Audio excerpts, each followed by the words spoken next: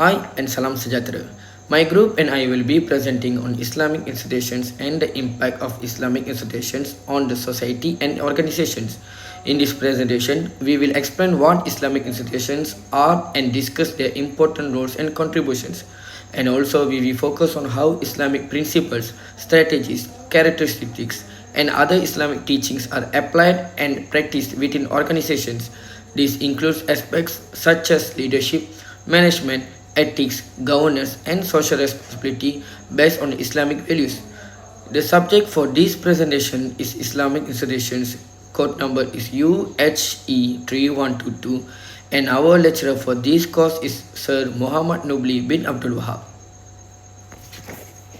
This is my teammates for this presentation. Let me introduce myself. My name is Satya Silan Analaki Ganapati. Matrix ID is TE22048 from Faculty Technology Kajuruturan Awam. For the first slide, what is Islamic institution? An Islamic institution is an organization that operates based on Islamic principles derived from the Quran and Sunnah. Its main purpose is to ensure that all activities are carried out in accordance with Sharia so that success can be achieved both in this world and in the hereafter. These institutions aim to balance material development with spiritual responsibility. Islamic institutions emphasize the concept of Tawhid, which is the belief in the oneness of Allah. This belief guides all intention, decision, and actions within organization. Work performed in an Islamic institution is considered a form of ibadah, worship, when it's done sincerely and follow Islamic guidelines. Therefore, daily operations are not only professional duties but also acts of religious responsibility.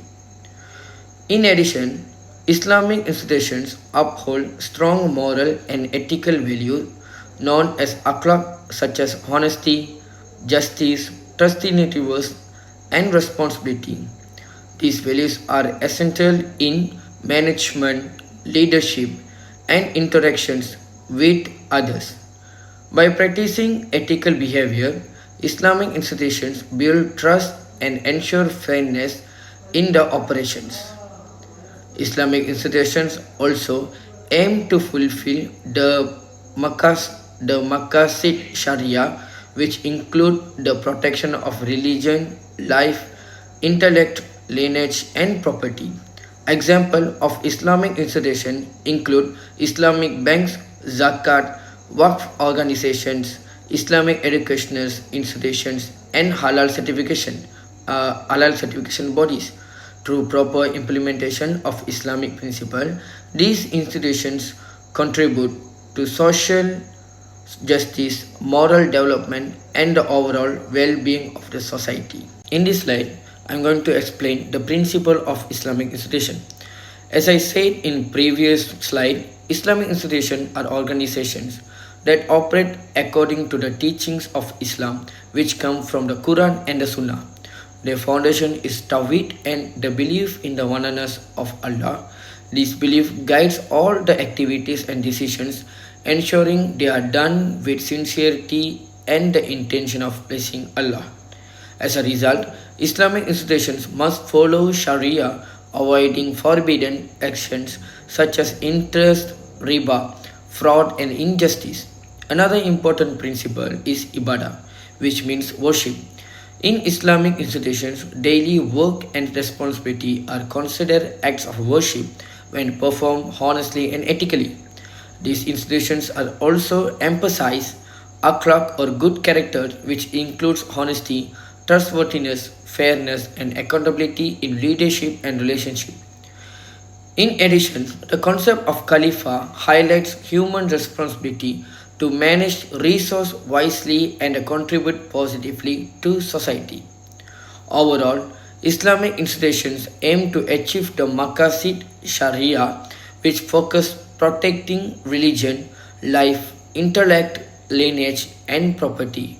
By applying these principles, Islamic institutions promote justice, ethical governance, and balanced development for the well-being of both individuals and society.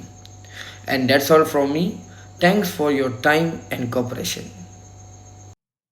Hello everyone, my name is Jeevan, unlike Imanipan, my matrix number is TE22011.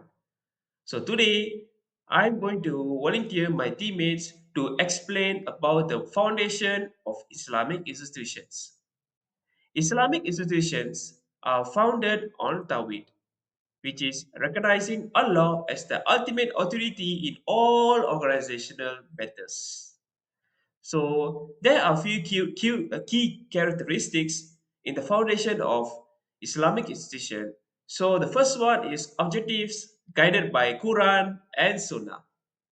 So the second is Sharia compliant governance and operations. Last but not least, avoidance of riba, corruption, and unethical practices. This slide explains the concept of ethical governance and social responsibility within Islamic institutions. Islamic institutions emphasize justice, trust, and accountability in leadership and also management. These values guide how decisions are made and how organizations interact with society. Firstly, justice or al-ad is a core principle in decision making. Leaders are expected to be fair, unbiased, and transparent, ensuring that everyone is treated equally. Secondly, amana, which means trust plays a crucial role in leadership and resource management. Leaders are responsible for managing resources honestly and ethically as they are accountable not only to people but also to God. Next is shura or consultation. This principle encourages collective decision making by involving different stakeholders, which helps improve transparency, teamwork, and better outcomes with organizations. Finally, the commitment to maslahah focus on public and social benefit. Islamic institutions aim to ensure and their actions contribute positively to society and promote overall well-being. Okay. So the following slide shows the excellence, balance, and sustainability. This slide focuses on the values of excellence, balance, and sustainability as emphasized by Islamic institutions. Islamic institutions aim to promote quality, moderation, and long-term sustainability in all aspects of management and organizational practices. Firstly, Ihsan refers to excellence in work, performance, and professionalism. It encourages individuals and organizations to perform their duties with sincerity, high quality, and continuous commitment to improvement. Secondly, Wasatiyah emphasizes balance between spiritual and material goals. Islamic institutions do not focus only on profit or material success, but also ensures spiritual values, ethics, and social responsibilities are maintained. Lastly, continuous improvement and ethical organizational growth are essential for long term sustainability. This means institutions strive to improve their systems, performance, and impact while ethically responsible. In conclusion, by practicing ihsan, maintaining balance through wasatiyah and focusing on continuous improvement, Islamic institutions can achieve sustainable and ethical excellence. So that's all from me. Thank you. Greeting to our lecturer and fellow student. Today I will present my part on other Islamic teaching. While foundational principles like Tawheed and Iman provide the why behind an Islamic institution, the teachings I am about to discuss provide the how. They are the day-to-day behavior that turns to a workplace into a truly Islamic environment. We will look at four critical pillars: ukhuwah, nasihah, zuhud, and istiqamah. By the end of this presentation, we will see how these values directly combat integrity issues and foster excellence in an organization like MBSA. First, ukhuwah, which is social cohesion. Ukhuwah translates to brotherhood or social cohesion. In many modern organizations, the culture is one of cutthroat competition where everyone is out for themselves. However, an Islamic institution puts ukhuwah at the center. In practice, this is implemented by establishing peer support system. At a university, this means colleges don't just work in silence, they look out for one another's professional and personal well-being. When we have strong aqua, we reduce workplace stress and prevent the blame culture. Instead of hiding a mistake out of fear, an employee feels support to admit it and seek help. This sense of belonging is a massive safeguard for integrity because it replaces individual greed with collective care. Second, nasihat. Uh, Nasihat, often we think of nasihat as just as advice, but in Islam, it means sincerity, acting in a way that is truly best for the other person. In an organization, this is put into place through senior staff guiding junior employees. This isn't just about training someone how to use the software, it is about spiritual and ethical mentorship. A senior lecturer, for example, mentors a new tutor not only on how to teach but on how to maintain academic honesty and avoid favoritism. By institutionalizing Nasiha, we create a culture where feedback is seen as a gift rather than a criticism. This keeps everyone accountable. If a leader starts to deviate from ethical standard, a subordinate should feel empowered through a spirit of nasihat to offer sincere correction for the good of the institution. Thirdly, we have Zuhud. While Zuhud is often misunderstood as poverty, it's in an institutional context, it actually means moderation and sustainability. It is it is opposite of corporate greed and wastefulness. An Islamic institution puts Zuhud into place by adopting green policies. At UMPSA, this could mean strictly managing electricity, reducing paper waste, and ensuring that university funds are spent on essential needs rather than unnecessary luxuries. This teaching relates directly to integrity because corruption often stems from a lack of zuhud and desire from more than what is needed. By practicing zuhud, the organization ensures it is a good steward of its resources, fulfilling its responsibility to environment and public budget. Finally, we have istiqamah or consistency. In quality management, we often see organizations that work hard only when an audit is coming. But istiqamah teaches us to maintain a high quality standard at all times, whether someone is watching or not.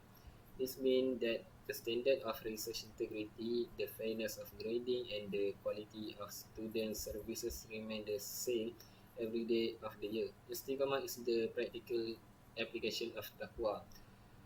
When a university staff member is consistent in their honesty and hard work, they build a brand of reliability.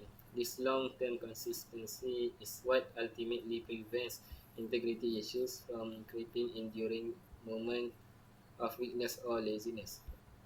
To conclude, these four teachings, Uqwah, Nasihah, Zuhud, and Istiqamah, are not just religious ideas, they are professional tools.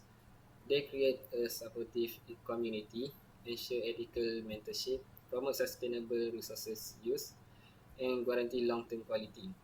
When these are put into place, an organization doesn't just function, it thrives with integrity. Thank you for listening. Good day, everyone. My name is Fadi Ikwan bin Muhammad Aswandi, which ID student TE22080. Today, I would like to present my part, which is how Islamic institution put strategy into place.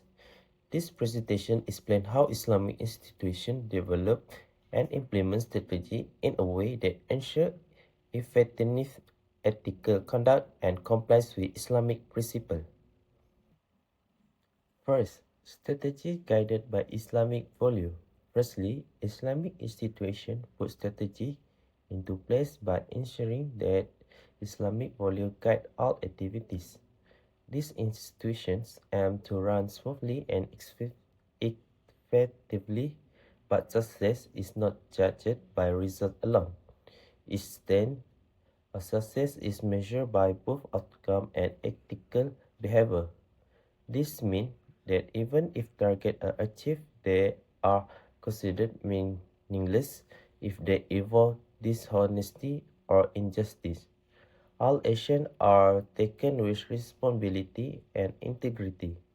Leader and employer are expected to act with amanah or trustworthiness in every task they perform.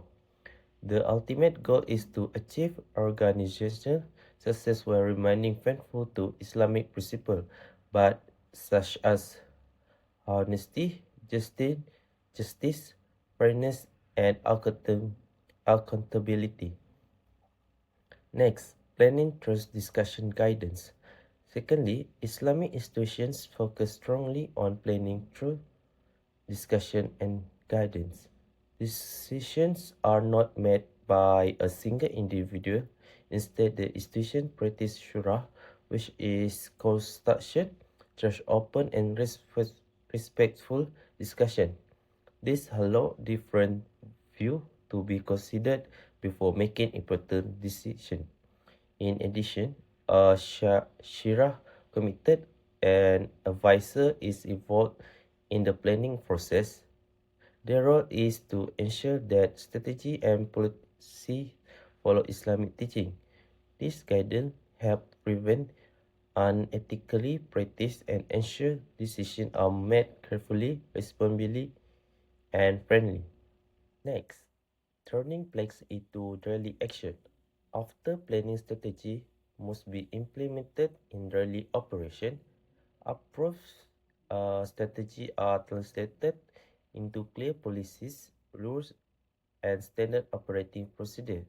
This procedure guided employers in their daily tasks and help them clearly understand what is expected of them. Islamic values are applied in areas such as financial management, leadership style, and employers' treatment. For example, transparency in finance and fairness in management are emphasized. In this way, strategy becomes part of everyday work, not just a writing document. Next, helping employers understand their role. Employers play a very important role in ensuring strategy success. Islamic institutions provide training, briefing, and continuous guidance to help employers understand their role clearly. At the same time, the Islamic ethic behind each task are explained so employees understand the purpose of their work. This approach builds a strong sense of responsibility and motivation amongst employers. They realize that their work support not only organization success but also moral accountability in the eyes of society and Allah. Next is monitoring and making improvement. Monitoring is an essential part of strategy implementation. Management regularly reviews performance to check whether strategies are being followed correctly. In addition, Shara compliance checks are conducted to ensure that activity continue to follow Islamic guidance. When problems or weaknesses are identified, corrective action are taken. Improvements are made to policy or procedure when necessary. This continuous monitoring process helps maintaining accountability, transparency, and trust within the institution. Next is caring for society. Finally, Islamic institutions place strong emphasis on caring for society. Social responsibility is a key part of their strategy. This includes activities such as charity, zakat distributions, and community support programs. Thirdly, employment practice and ethical business behavior are also prioritized. In Islam, Success is not only about organizational performance, it is also measured by the positive impact on society, especially in helping those in help and promoting justice. For my part, Islamic institutions put strategy into place by beginning with Islamic value, planning trust construction, turning plan into daily action, guiding employees, monitoring performance, and caring for the community. This balanced approach allows Islamic institutions to achieve success accessibly, ethically, and responsibly while staying true to Islamic principles. Thank you. Assalamualaikum warahmatullahi taala wabarakatuh. Today I want to present about the conclusion. Okay, in the conclusion, Islamic institutions serve an essential foundation for developing a community that is guided by teaching of the Quran and Sunnah. Their existence is not solely for administrative or economic function, but more importantly to ensure Muslims can live, work, and contribute to society in a manner that aligns with Islamic principles. This institution operate based on Tawhid, which recognize Allah as the ultimate authority, ensuring all decisions reflect sincerity, integrity, and accountability.